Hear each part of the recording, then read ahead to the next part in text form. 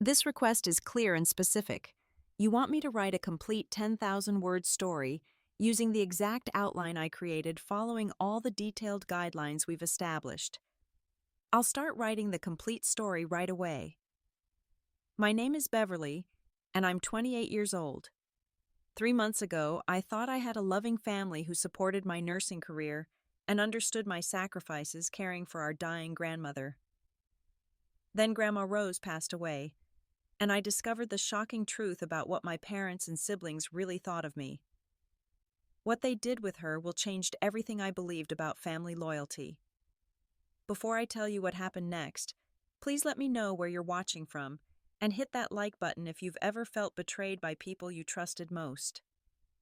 Growing up in suburban Denver, I always felt like the odd one out in my family.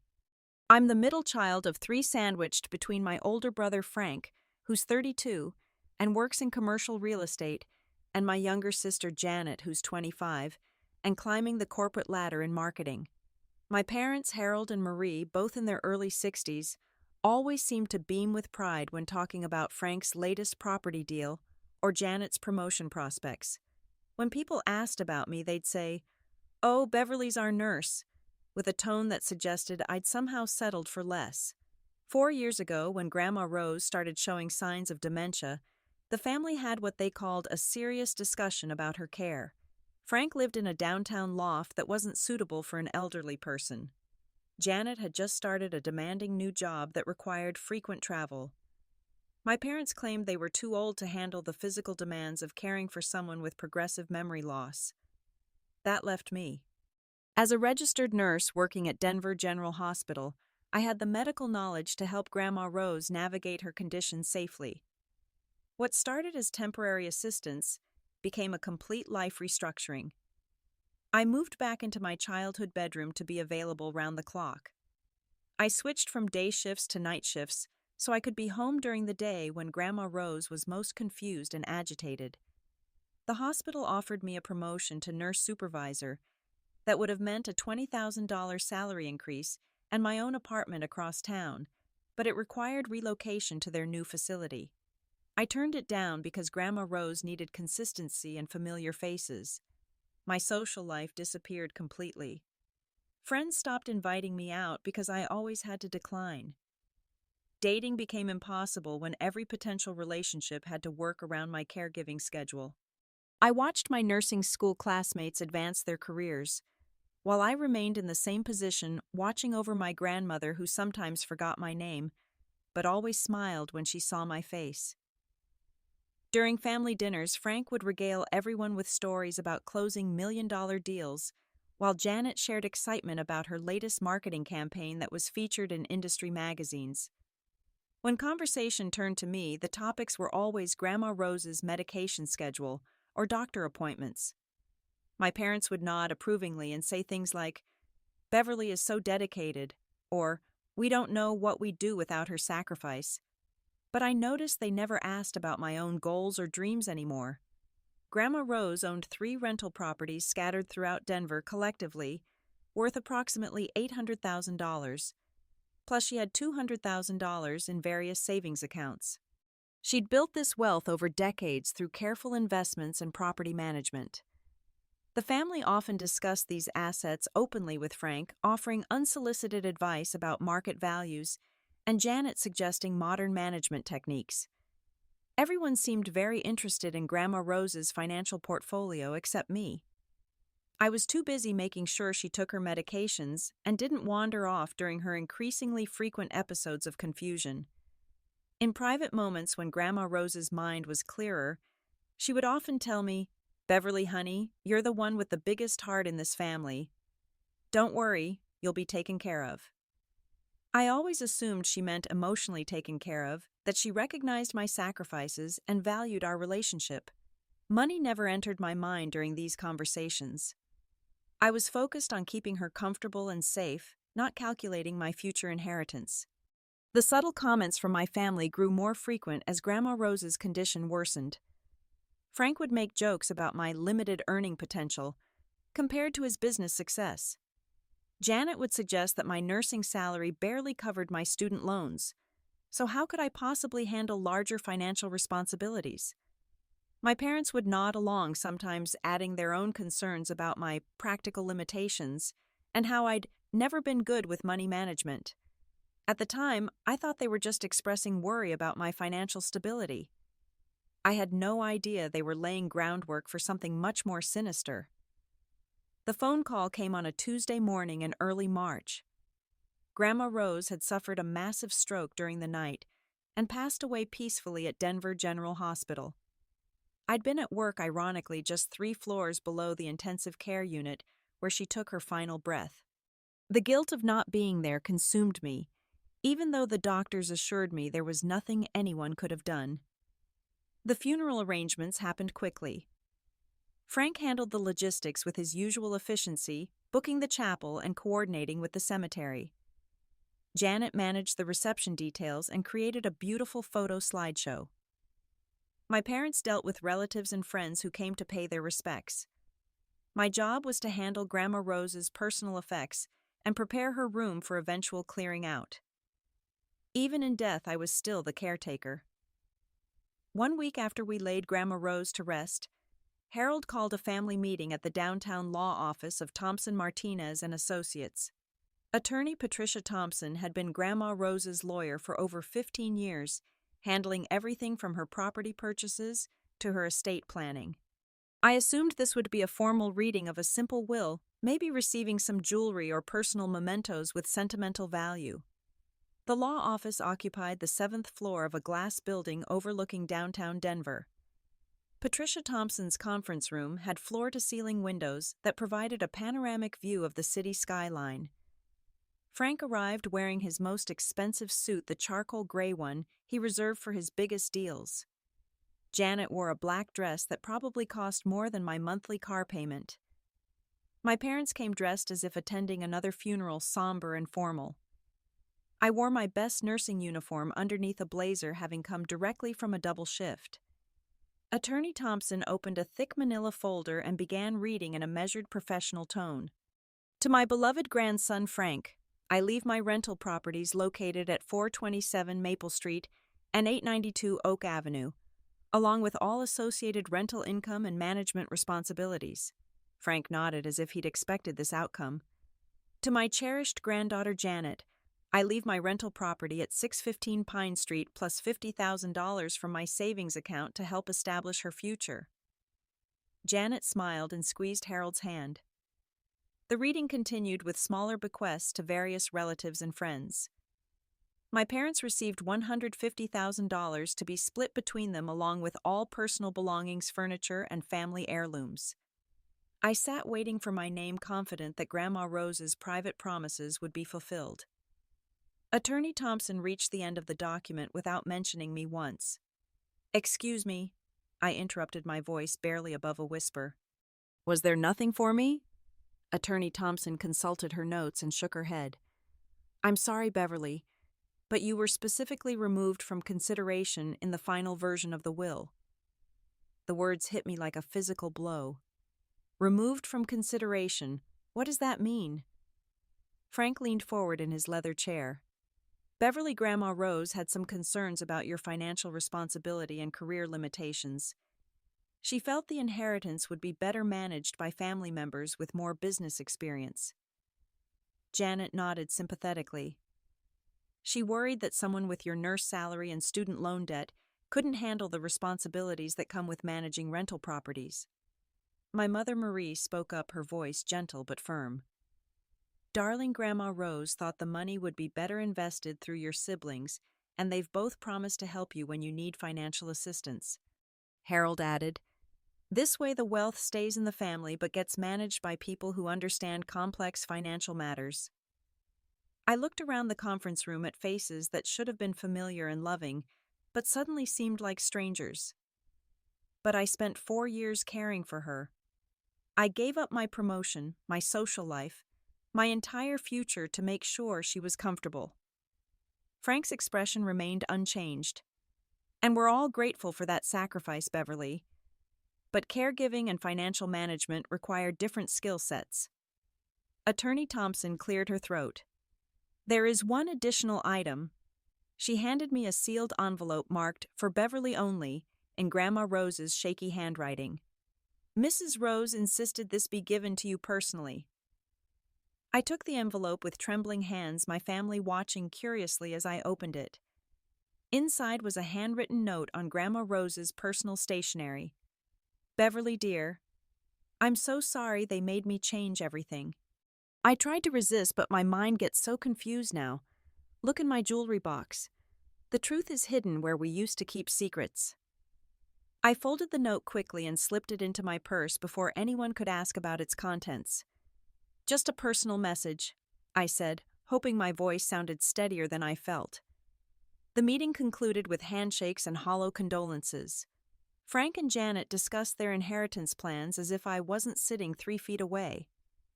My parents talked about redecorating Grandma Rose's room into a home office.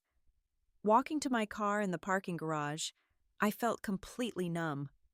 4 years of sacrifice had earned me nothing but empty gratitude and patronizing explanations about my limitations.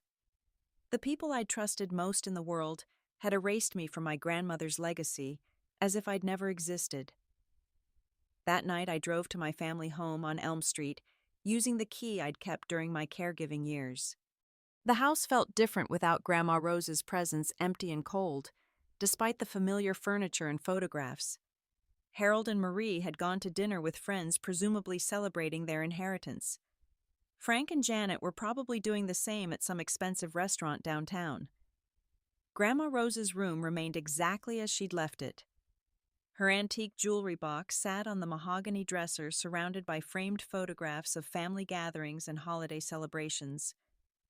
I'd helped her organize this jewelry box countless times during her illness, sorting through decades of accumulated treasures and memories. She'd always been protective of it, insisting that certain items be placed in specific compartments. I lifted the ornate lid and carefully removed the top tray, revealing the secret compartment underneath that Grandma Rose had shown me years ago during childhood visits.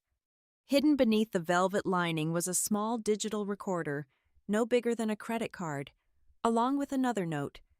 "Beverly dear, if you're reading this, they succeeded in changing my will against my wishes. I started recording our conversations because my memory was failing and I wanted to remember our talks. But I accidentally captured something else too. Listen to the recording from October 15th. The truth will set you free."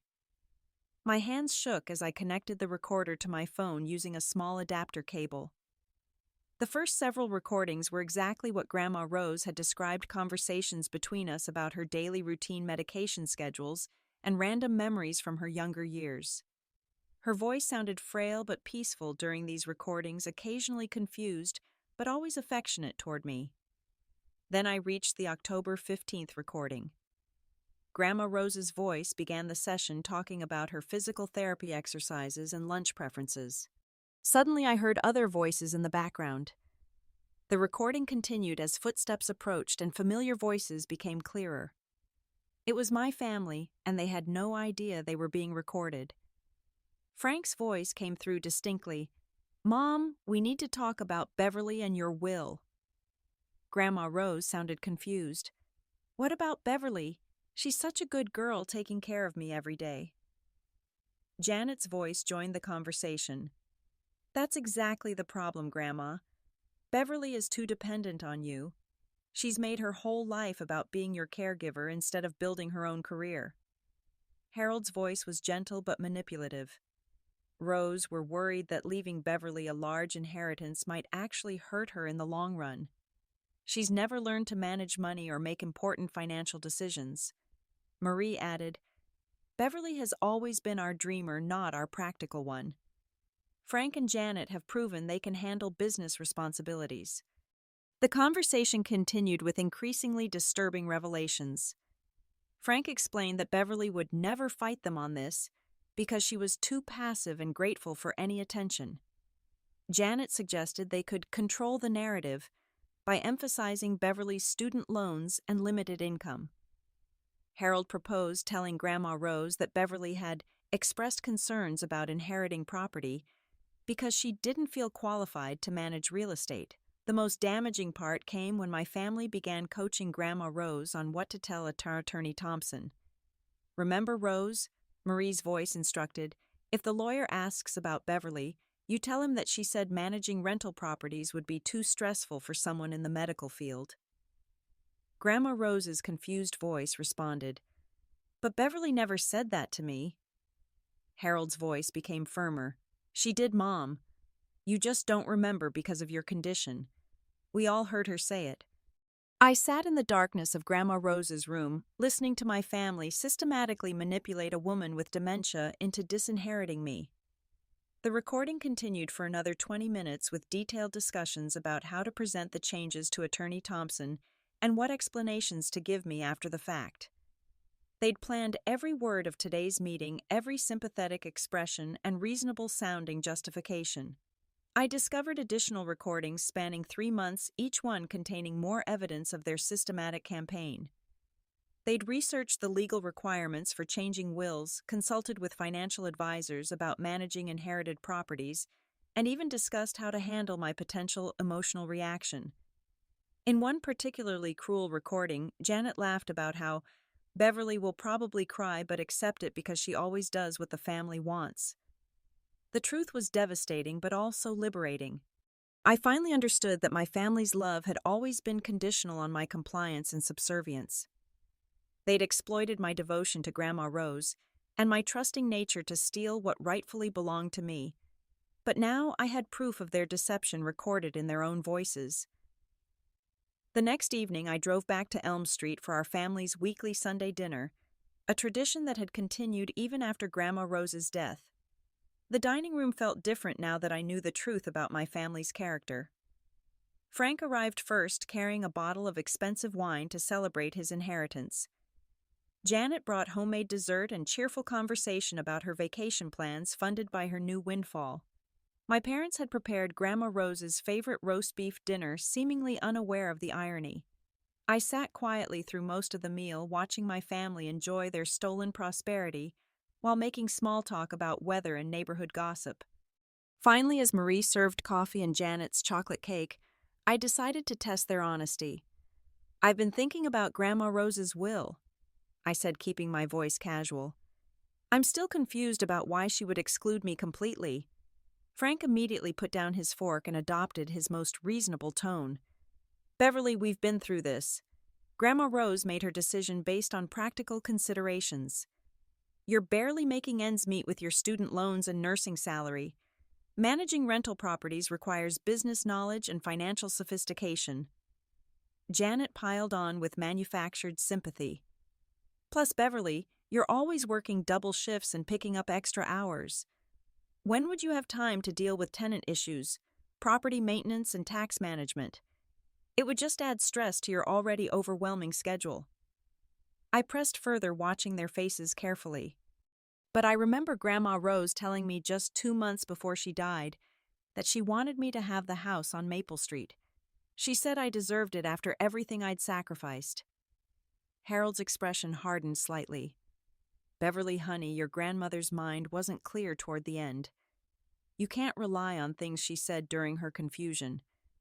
The dementia made her say all sorts of things that didn't reflect her real wishes." Marie nodded emphatically. "The doctors warned us that dementia patients often make promises they can't remember later.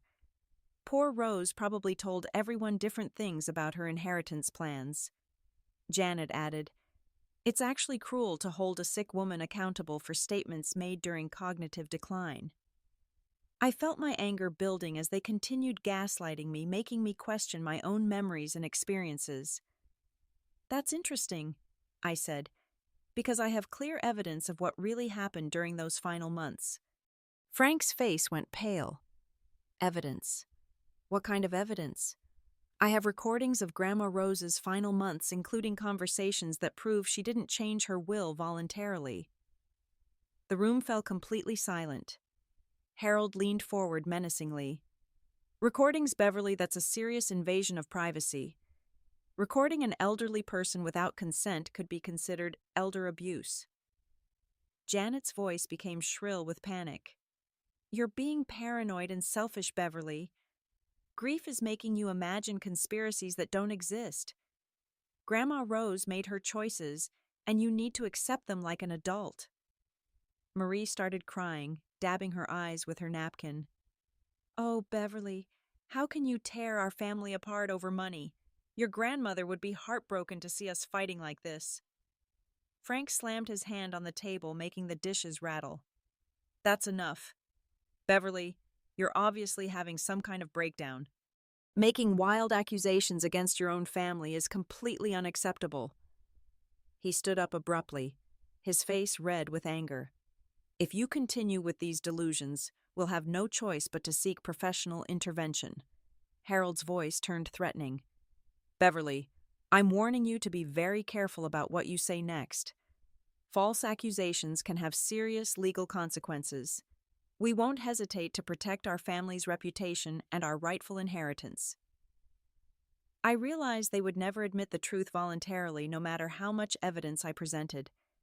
Standing up to leave, I looked at each of their faces one final time. "You're right about one thing," I said quietly. "This is about protecting family. But you're not my family anymore."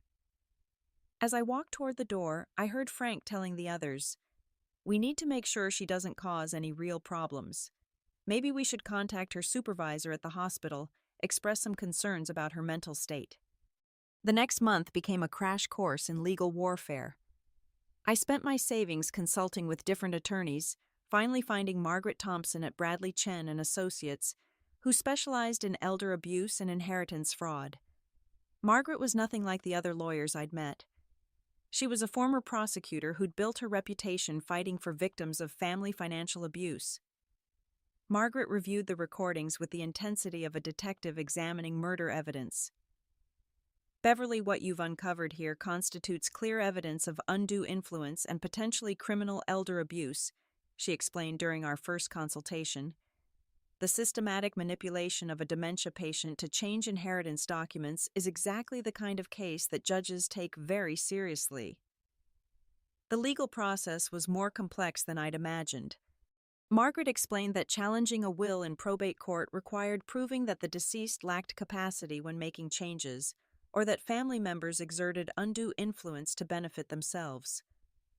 Undue influence cases are notoriously difficult to prove because the victim can't testify, Margaret said. But your recordings provide unprecedented evidence of the manipulation process in real time. As we prepared the case, Margaret's investigation uncovered additional evidence of my family's deception. Bank records showed that Frank had been managing Grandma Rose's finances for the past year, supposedly helping her with complex paperwork, but actually gaining detailed knowledge of all her assets and accounts. There were unusual large cash withdrawals during the period when the will was being changed, suggesting possible additional manipulation or coercion. Computer forensics revealed that Frank had researched Changing Wills for Dementia Patients and Inheritance Laws Colorado multiple times on his laptop. Janet had Googled undue influence inheritance and contested wills family disputes extensively. Most damaging of all, Harold had visited multiple elder law websites and downloaded documents about protecting family assets from undeserving heirs. I took a leave of absence from Denver General Hospital to focus entirely on the legal battle. My supervisor was understanding, especially after I explained the family situation and showed her some of the evidence. Using my accumulated vacation time and sick leave, I had enough financial cushion to pursue the case without immediately worrying about income. My family launched their own campaign to discredit me and protect their stolen inheritance. Frank called my workplace multiple times, claiming I was having a serious mental health crisis and suggesting that hospital administration should monitor my patient interactions for signs of instability.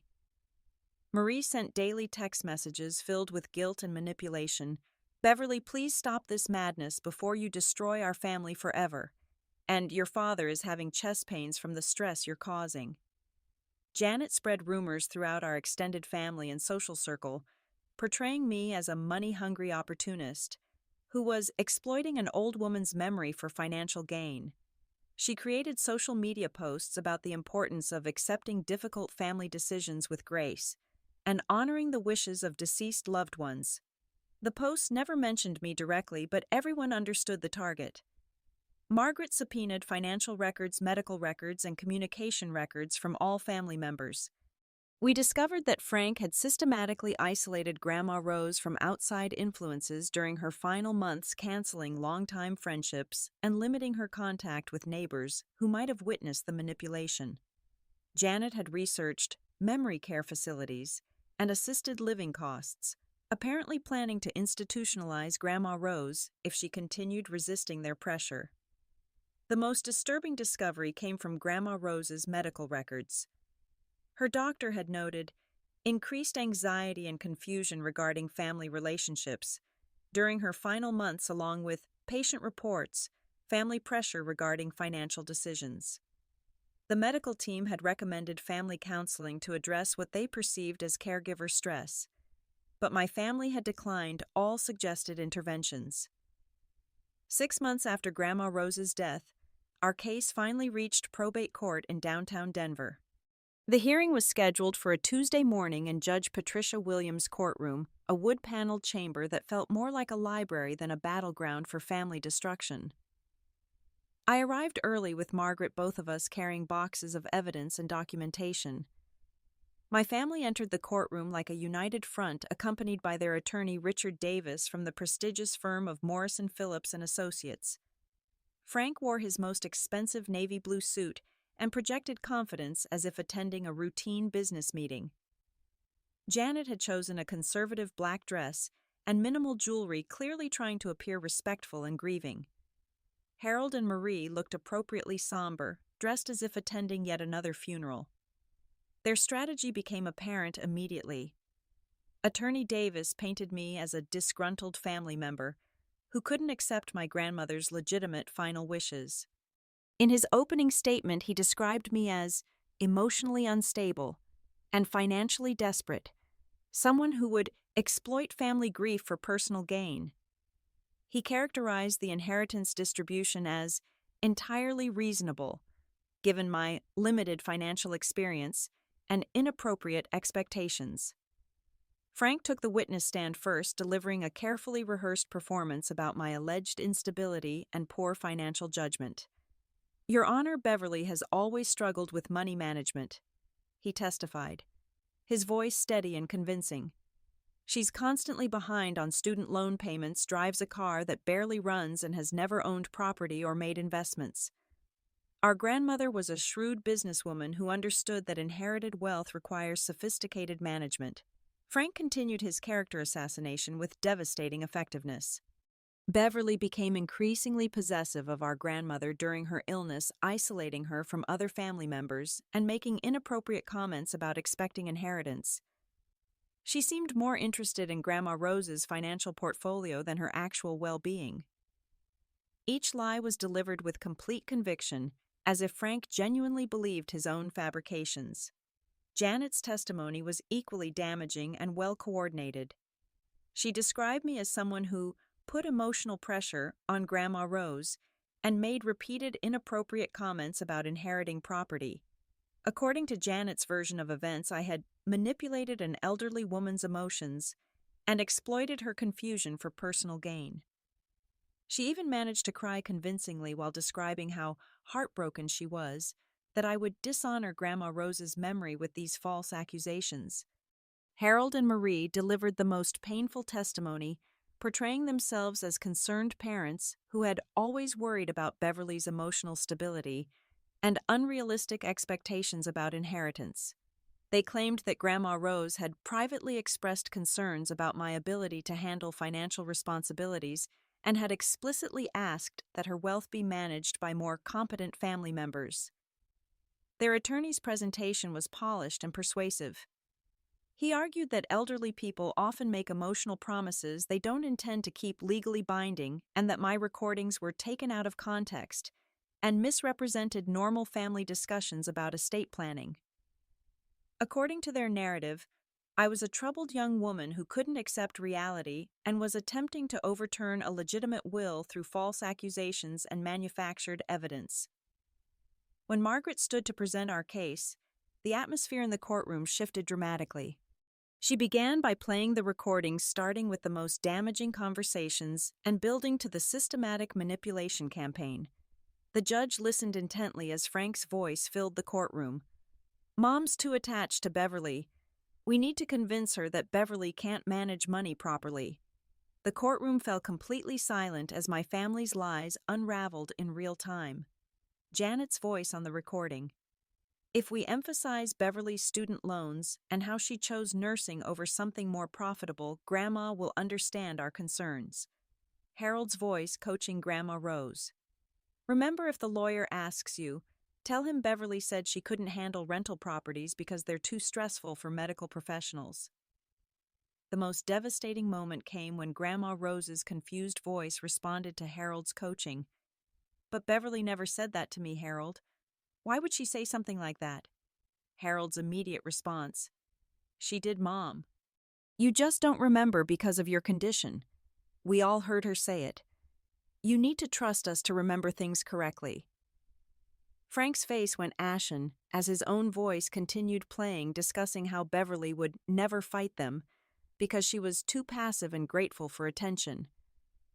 Janet looked sick as the recording captured her laughing about how Beverly would probably cry but accept it like she always does. Harold and Marie sat frozen as their systematic manipulation was exposed in their own words. Margaret presented additional evidence methodically, the computer searches proving premeditation, the financial records showing Frank's unauthorized access to Grandma Rose's accounts, and the medical records documenting Grandma Rose's anxiety about family pressure regarding financial decisions. Each piece of evidence built an overwhelming case of coordinated elder abuse and inheritance fraud. Judge Williams asked Frank directly, "Mr. Patterson, did you make the statements we just heard on these recordings?" Frank's attorney advised him not to answer, but the damage was already done. The evidence was so overwhelming that denial became impossible. Judge Williams took only 30 minutes to reach her decision. After reviewing all evidence presented, she announced, "This court finds clear and convincing proof of undue influence exerted against Mrs. Rose Patterson during her final months of life. The systematic manipulation documented in these recordings constitutes elder abuse and fraud." The judge's voice grew stern as she addressed my family directly. "The evidence shows a coordinated campaign to exploit Mrs. Patterson's cognitive decline for financial gain. Family members deliberately isolated the deceased from outside influences, provided false information about her granddaughter's statements and wishes, and pressured a vulnerable elderly woman to make decisions that contradicted her previously expressed intentions."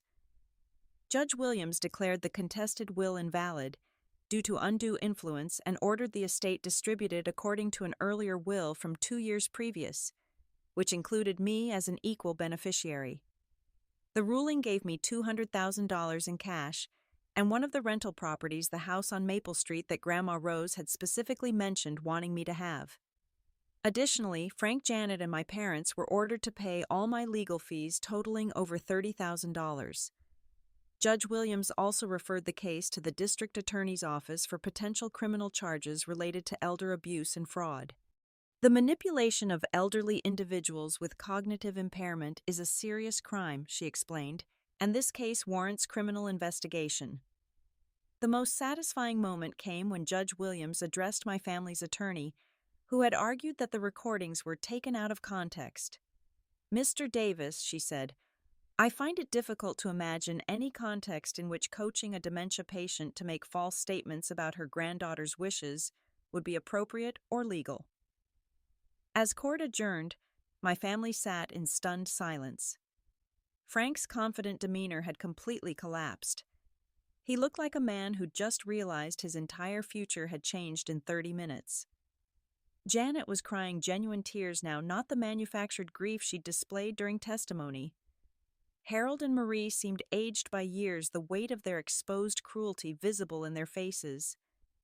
Margaret squeezed my hand as we gathered our materials. "Justice doesn't always win in family court," she whispered, "but today it did." I felt a mixture of relief, vindication, and profound sadness. I'd won the legal battle but lost my family in the process. The victory felt hollow despite its importance. Outside the courthouse, Frank approached me one final time. "Beverly, we can work this out," he said desperately. "We're still family. We made mistakes, but we can fix this." I looked at him steadily. "Frank, you didn't make mistakes. You made calculated decisions to steal from me and abuse an elderly woman. There's no fixing that." Janet tried a different approach, focusing on our shared history and emotional connections. "Beverly, please don't let money destroy our family relationships. Grandma Rose wouldn't want us fighting like this." I replied, "Grandma Rose didn't want you manipulating her into betraying me either, but that didn't stop you." My parents made one last attempt at reconciliation, claiming they'd been led astray by Frank and Janet and never intended for things to go this far. But the recordings proved their full participation in every aspect of the manipulation campaign. Their apologies felt as hollow as their original lies. The months following the court victory brought unexpected discoveries and profound personal transformation. While cleaning out Grandma Rose's personal effects, I found additional savings accounts that Frank hadn't known about, hidden in a safety deposit box, with handwritten notes designating them specifically for me. These accounts contained another $100,000 money that Grandma Rose had been secretly saving for my future education and independence. My family's attempts at reconciliation continued sporadically, but their motivations remained transparently selfish. Frank called repeatedly, claiming he wanted to rebuild our relationship while asking detailed questions about my inheritance plans. Janet sent birthday and holiday cards with manipulative messages about healing family wounds and moving forward together. My parents invited me to family gatherings, but their conversations invariably turned to their financial struggles since paying my legal fees. I realized that their apologies only emerged after legal consequences forced accountability. During 4 years of caregiving, when I'd needed their support and recognition, they'd been plotting my betrayal. Now that I had financial independence and legal vindication, they suddenly wanted to rebuild relationships. The pattern revealed everything I needed to know about their character. The inheritance gave me options I'd never had before. I paid off my student loans, completely purchased a reliable car, and moved into a comfortable apartment near the hospital. Most importantly, I used part of the money to pursue a master's degree in nursing administration, the career advancement I'd abandoned to care for Grandma Rose. The promotion I'd once turned down was still available, and my supervisor welcomed me back with increased responsibilities and salary. I also established a small scholarship fund for nursing students who'd faced family opposition to their career choices. The Beverly Rose Patterson Memorial Scholarship, named for both Grandma Rose and myself, helps young nurses complete their education, despite familial pressure to pursue more prestigious or profitable careers. Giving other people the support I'd never received felt like the best possible use of Grandma Rose's legacy. The legal victory had broader implications than just financial restitution. The district attorney's office filed criminal charges against Frank for elder financial abuse, a felony in Colorado. While he ultimately received probation rather than prison time, the conviction appeared on his professional record and damaged his real estate license. Janet faced civil penalties for her role in the manipulation campaign, though her consequences were less severe than Frank's. The experience taught me that real family doesn't require you to sacrifice your future for their approval, and that standing up for yourself isn't selfish when you're fighting against deliberate deception and abuse. I learned that love without respect is manipulation, and that people who truly care about you want you to succeed, not remain dependent and grateful for scraps of attention. Most importantly, I discovered my own strength and worth independent of my family's validation. For 28 years, I'd measured my value through their approval and acceptance.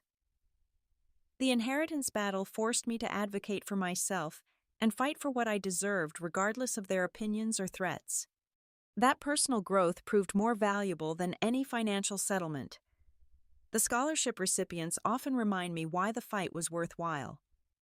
These young nurses face pressure from families who don't understand their calling or respect their career choice. Supporting their dreams helps me honor both Grandma Rose's memory and my own journey toward independence and self-respect. Today I work as a nursing supervisor at Denver General Hospital, overseeing patient care and mentoring new graduates. I own my apartment and the rental property on Maple Street, which I've converted into affordable housing for healthcare workers.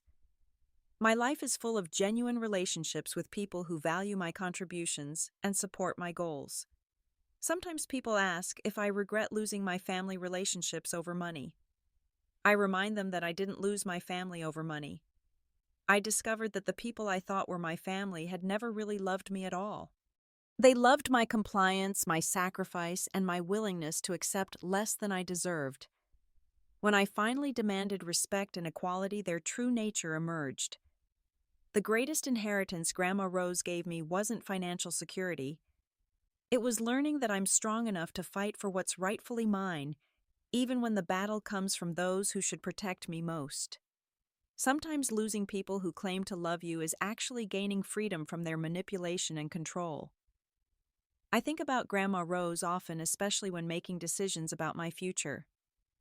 I believe she would be proud to see me standing up for myself and using her legacy to help others achieve independence. Her final gift wasn't just money. It was the proof I needed to break free from a family that had never truly valued me as an equal member. The recording device still sits in my jewelry box, a reminder that truth has power even when surrounded by lies. Grandma Rose's courage in documenting the manipulation, even while suffering from dementia, gave me the tools to reclaim my dignity and future. Her love proved stronger than their greed, and that legacy continues through every person I help and every life I touch. Have you ever had to fight for what was rightfully yours against people who claim to love you? Share your story in the comments below, and let me know how you found the strength to stand up for yourself. If this story resonated with you, please like this video and subscribe for more real-life experiences about overcoming family betrayal and finding your inner strength. Don't forget to share this with anyone who might need encouragement to fight for their worth. Thank you for listening to my story, and remember that you deserve relationships built on respect, not just obligation. Until next time, keep fighting for the love and recognition you truly deserve.